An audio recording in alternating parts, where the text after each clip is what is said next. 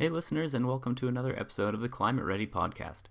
Ingrid and I are really excited about today's interview, and we think you will be too, as we hear from a renowned science author and journalist about the history and future of managing the Colorado River in North America. Hello listeners. So as a native Coloradan and someone who's spent a lot of time thinking about and advocating for the Colorado River, I was super glad we got to dive more into this topic. We were able to cover a lot of ground with John Fleck, who has a brand new book out on managing and also mismanaging water in the western United States. The story of the Colorado River has so many layers, and we got to cover a lot of them in our interview. Transboundary management, the perils of bad science, balancing tribal, urban, and rural demands, the impacts of climate change, and creating updated governance mechanisms to fit the 21st century and beyond.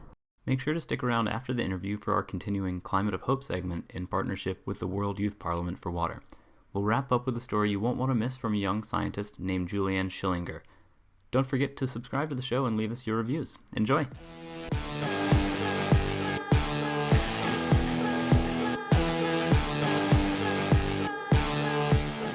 ClimateReady is a product of AGWA, the Alliance for Global Water Adaptation, an international members-based NGO working across technical and policy programs to mainstream resilient water resources management, focusing on the connections between water resources and climate adaptation and mitigation.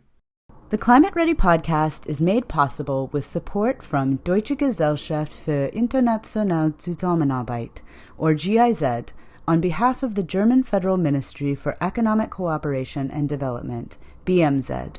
For more information on GIZ, visit www.giz.de. ClimateReady would also like to acknowledge the continued support of the Water Global Practice of the World Bank. For more information on the World Bank's activities around water, visit worldbank.org/water.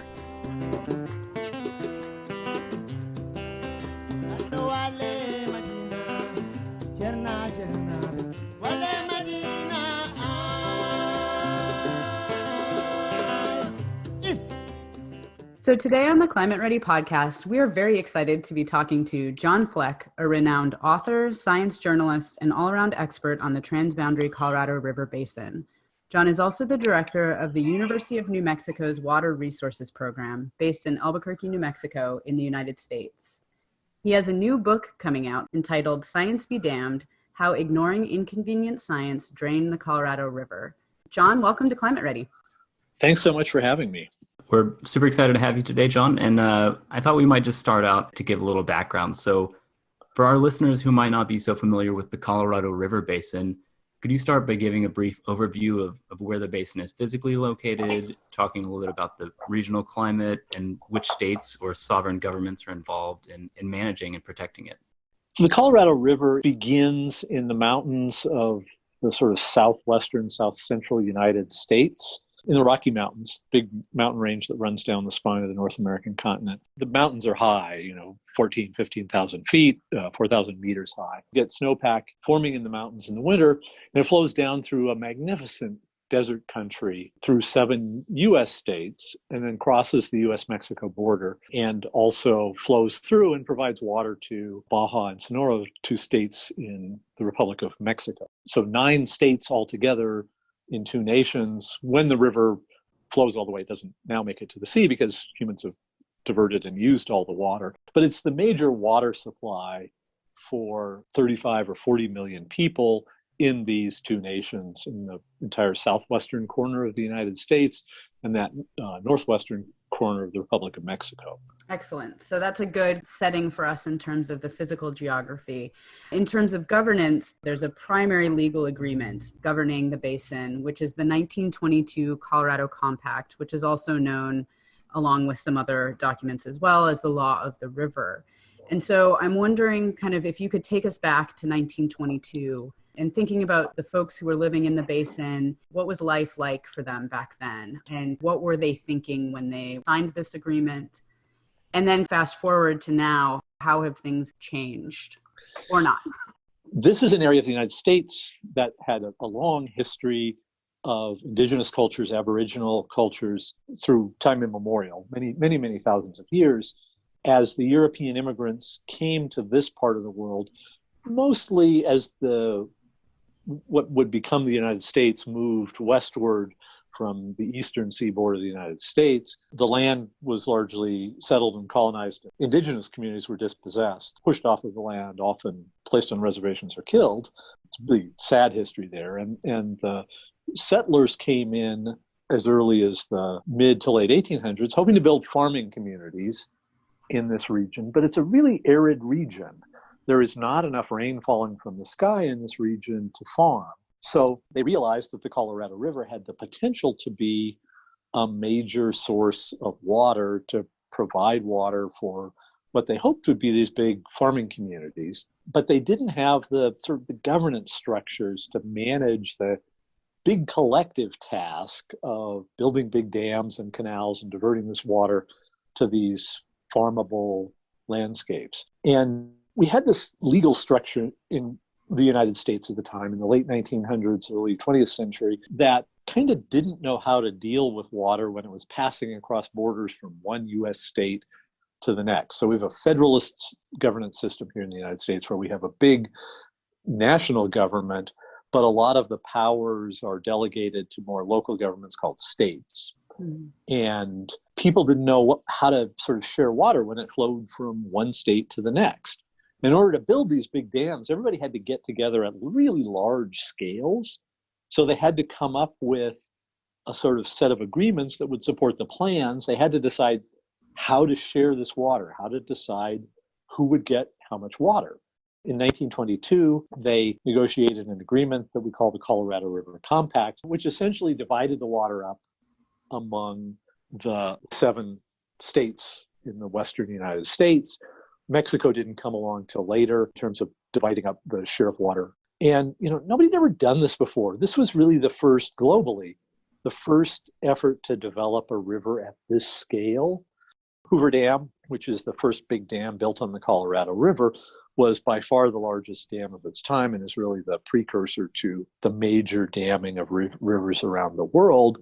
And so it was a giant experiment in politics and policy, as well as in the sort of physical hydrology and hydrologic infrastructure of how you physically built these things. You had to build the institutional tools to figure out how to share this water. Very different environment then than we have today. Then we were thinking about farming. Now we use this water in cities, and we have to think about how to share between farms and cities. And so we have a whole different set of problems today. You've alluded to some of this too, but going back to when the compact was signed, the states, they came together to divide up the river's water, and they did so between the upper and the lower basin. And at the time, they made their calculations based on water volumes that in actuality were far higher than the river's average annual flow. And we can now understand that flow can fluctuate greatly from year to year. This has resulted in the river being really seriously over-allocated. So could you talk a little bit about, more about this original meeting and how we ended up with such bad math? And this is the subject of Science Be Damned, the new book that my colleague Eric Kuhn and I have written. You have to remember that this is the beginning of the large-scale use of rivers around the world. So nobody had ever done anything like this before. The science of measuring flows in rivers was relatively young. They had river gauges, measurement stations along the Colorado River. They'd had them in place for about 20 years. And that 20 years of measurement data that they had available turns out to have been in a very unusually wet time. One of the wettest times in the last 500 years. And so unfortunate. So when they allocated the water, the measurements showed a lot of water. And so they divided that water up. The problem is they didn't divide by percentages. They allocated absolute amount. And so they made this tremendous mistake based on bad data. And the traditional story that we've always told in the United States about this mistake is, well, they only had 20 years of river flow measurements from their gauges, and it happened to be an unusually wet time. How could they have known any better? I think the really important thing that Eric Kuhn and I are doing in this new book is really showing that our old understanding of how they made this decision is wrong. There were scientists at the time, really important scientists, who found clever ways to look farther back into the science and tried to warn the people planning these projects that there had been substantial droughts in the late 1800s, and that they were working with numbers from an unusually wet time. And those scientists were ignored. And that's a really important part of the story, and I think is what Eric and I think, are usefully adding to the public discussion about how we got in this mess we're in. Because, instead of just doing the best they could with what they had at the time, they willfully chose ignorance. Mm-hmm. They willfully chose to ignore scientists who were telling them something that was inconvenient, that they didn't want to hear. And that's a really important message today when we think about how we respond, especially here in the United States, where we have such a difficult political environment around the science of climate change. Not so subtle parallels there, yeah. It's a really important message that you need to pay attention to the science. And the mess we're in is significant as a result, because you have a whole lot of people who across much of the 20th century acted as if these cooked up numbers from the early 1920s were real and built accordingly, built dams, built ditches, canals, farms, cities, entire communities around phony math. And we're suffering the consequences now. And it's still happening, is the thing. Yes. I mean, we're still using these numbers. Yes. Which kind of, so that kind of leads me into my next question, because as you mentioned earlier, we've got 35 to 40 million people living in this area, plus all this irrigated agriculture, as well as, obviously quite sensitive ecosystems that depend on this river. And so, at the time when you didn't have this many people, this terrible mistake maybe wasn't such a big deal. But today, there's serious shortages potentially. Yeah. I'm curious as to, has there been a serious conversation about this, and what are the states and tribes and water districts and others doing to amend this? For a long time, we just kept using more water than the system provided.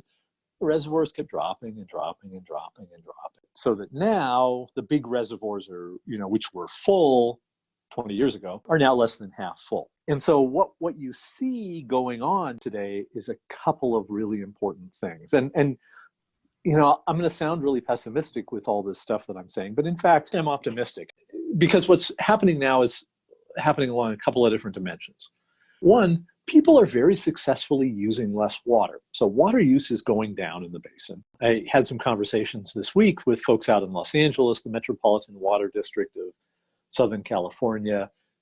It's half the people getting water from the Colorado River Basin are in that Southern California coastal plain, Los Angeles and San Diego, 20 million people. Their use of Colorado River water this year is the lowest it's been since the 1950s. So that you've seen very, very successful changes in the approach to water management and water use in the cities. Water conservation is working in almost every single metropolitan area. Water use is going down even though population is going up. So that's one thing. You're also getting a much more sophisticated use of water in agriculture. In the 21st century, most of the water still goes to agriculture. We still farm with 80% of this water. And you're seeing farm water use also declining, but the farmers are getting more sophisticated about how they use water so that crop productivity continues to rise. You're seeing on both sides, the farm side and the municipal side, very successful water conservation. This is good, but we're not seeing enough water conservation. So the reservoirs are still dropping. They've been much more stable the last few years. We're getting closer to where we need to be, but we still have a ways to go. And part of it is really institutional. It's like, how do we get people to rewrite the water allocation rules that sort of recognizes this new reality? Yeah, exactly. It sounds like we're making positive strides as far as behavioral changes and conservation and even just the management of the water overall. But at the end of the day, you're still running into this wall of governance. So what are some of the primary challenges stopping us from getting over this hump that negotiators have been grappling with? I spend a lot of time traveling around the West speaking about water. And a lot of times I'll be speaking at conferences of water managers. And there will be people in the water management community who actually are surprised when I throw up my graphs showing water use going down in Los Angeles and Las Vegas and Albuquerque. They say, wait, really? There's this expectation that growing population means we need more water. And the first and most important thing is for folks to realize that we can have the communities we have with less water, and that you don't have to fight over your water allocation with your neighbors, that it's not a zero-sum game, that if we can figure out how to collaborate across these boundaries and come up with better water sharing rules, that everybody can still succeed using less water. So there are a bunch of really Byzantine, hairy, complicated changes in the rule sets that people talk about now, how you might structure a bargain, who might give up what in terms of these paper allocations of water that don't have wet water to match them. But the key thing is sort of convincing the folks back home that we can make this agreement, we can agree to use less water, to not feel like our growing population means we need to take more water out of the river, and therefore that we need to do battle with the other people. Water should not be for fighting over. Water has to be for collaboration. Yep. Real quickly, could you explain or distinguish the paper water, wet water? It's really interesting. This is this crazy, wonderful thing in U.S. water law. The lawyers have this term, wet water versus paper water. Paper water means I have some sort of legal entitlement on paper to a certain amount of water. Wet water is the actual amount of water in the river or the aquifer that could be used to satisfy my needs. So we have paper water allocations in the Colorado River that are 25 or 30% higher than the actual amount of wet water we have, maybe more. We haven't really touched on climate change yet, and we should talk about that, because that really then doesn't change the amount of paper water. It does change likely the amount of wet water that we have to work with going forward. That's great. That's exactly the direction we were going next, because all the things that we're talking about right now is, we're already facing all of these challenges of reconciling our paper water rights, which are inflated, but now we're also battling warming temperatures, decreasing snowpack, et cetera, which is throwing another wrench in and adding an additional kind of layer of uncertainty around kind of what we're going to have for the future. And so how is that conversation maybe added some impetus for people to actually have more discussions, or is it causing people to dig in their heels even more? I mean, how is climate change impacting this? A big part of what's happening, and I got to give a lot of credit to my co-author, Eric Kuhn, for being one of the pioneering leaders in Colorado River Basin water management. You increasingly have an effort not to try to figure out what the average flow of the river is likely to be going forward, not to manage for a single number, which was the mistake they made in 1922. They managed for a single number, and they got the number wrong. But rather to manage understanding that we face variability in flows in the river, and to be prepared for the wet side highs. What can we do to capture and make use of extra water in a wet year like we just had in 2019 in the Colorado River Basin? And what can we do to prepare for the dry side years as well, so that we have more resilient and flexible and adaptive water management institutions that are ready for anything? And you see this in the approach to the water management community. You see a lot of work, our jargon is scenario planning. What do we need to do to prepare for a bunch of different possible pathways? And let's be ready for a really dry year.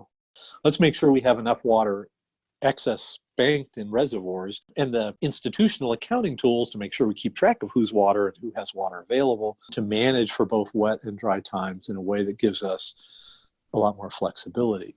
Because we're talking about, in terms of the Colorado River Basin, a lot of arid regions, particularly in the southwestern United States. And there seems to be a sense that, at least historically, that if we can engineer a solution to the problem, throwing up air quotes here, to the problem of aridity, then we should, a kind of a sense of techno-optimism. But as we're learning, there are consequences to messing with the natural plumbing of an ecosystem.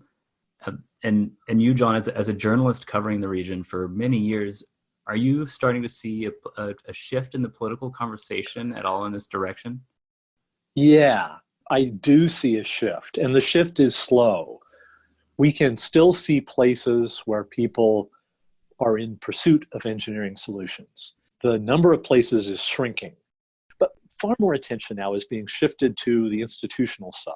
Instead of building physical engineering solutions, how do we build institutional water sharing arrangements that will allow us to more equitably and nimbly share the water we have?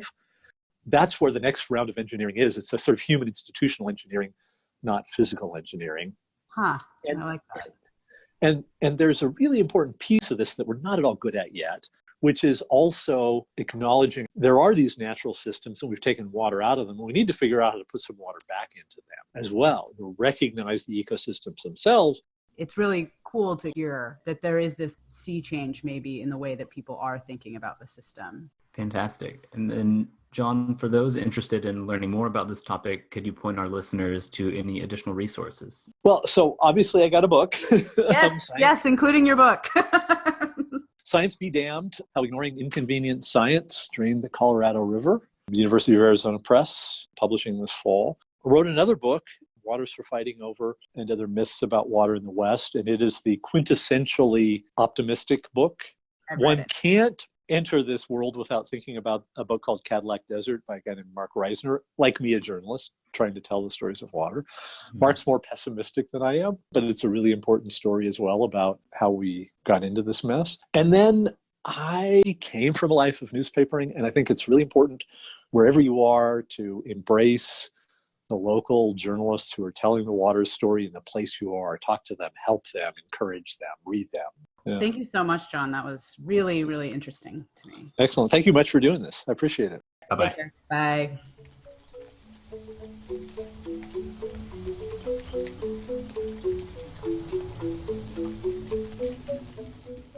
I really enjoyed this interview. You could really tell that John knows the value of storytelling in communicating politically and scientifically complex topics. I think the story of the Colorado River is a story both of management challenges and missed opportunities. With that said, John's optimistic outlook gave me a bit of hope, and I really don't think he's wrong. One of the things that I really took away that I think is important to maybe re-emphasize was a shift from emphasizing engineering solutions towards emphasizing a need for new and improved institutional solutions to water management. When John was talking about that shift, he echoed what we've said in numerous episodes, that climate-resilient management must be robust, flexible, and adaptive. And it sounds like the river management agencies are succeeding with conservation approaches coupled with adaptive management for new climate realities. Even though water has historically been a source of conflict in the region, perhaps we're seeing a shift towards water as a means for collaboration. And with that, we'll move on to our Climate of Hope segment. This episode, we'll hear from Julianne Schillinger on the growing voice of scientists in political movements as a result of the climate crisis. Hello, everyone, and thank you for having me on. I'm a PhD researcher at the University of Twente in the Netherlands, where I work on local water management in the Middle East. I'm also the head of the World Youth Parliament for Waters Research Group, which connects students and early career scientists from all over the world. Looking at the science behind climate change and its impacts provides a very grim outlook, particularly in the Middle East, which is my region of expertise. And yet science, or rather the scientific community, also makes me carefully optimistic about what we can achieve in the upcoming years. Science as such should be non-partisan. Political opinions should never influence the way we conduct or present our research. Historically, this has also carried the expectation that scientists should stay out of politics. The growing disregard for scientific research and evidence by politicians that we have witnessed over the past years, particularly with regards to the climate crisis, has changed this. It has motivated many of us to speak up and take a stance for the facts, both in formal political settings and on the streets. The various marches of science around the world in 2017 come to mind here.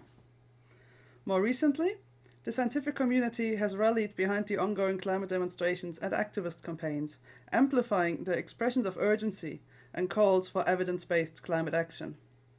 The Scientists for Future movement is taking a strong stance alongside the global Fridays for Future movement, with tens of thousands of scientists signing statements of support, joining climate strikes, and calling for a coordinated action from the local to the global level.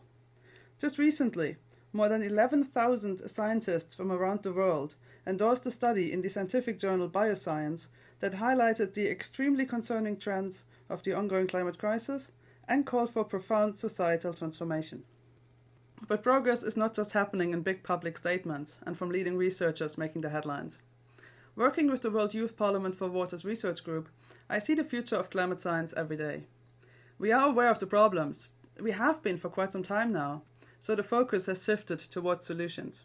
Approaches to mitigating climate change where possible, and to adaptation to the inevitable impacts where necessary. Young researchers play a key role in this paradigm shift, as we are coming in with fresh minds, new perspectives, and a willingness to experiment. Innovative participatory approaches like citizen science give us the opportunity to connect research with grassroots awareness raising and to stay in touch with local communities, to learn about their current problems and to account for their own visions of the future. We read the slogan "System change, not climate change" on climate protest posters all over the world. It is encouraging to see scientists taking this motto to heart and changing the way we conduct climate research. Not quietly in the ivory tower, far away from the realities on the ground, but outspoken and increasingly in the middle of society. That's a wrap for this episode. Thanks to our earlier guest, John Fleck. As a reminder, you can take a much deeper dive into the subject of our main interview, the Colorado River and its management, in his new book, which is linked in the episode description. And a big thanks to Julianne Schillinger for her Climate of Hope contribution. Don't forget to subscribe to the show and follow us on Twitter using @ClimateReadyPod for the latest updates. Until next time.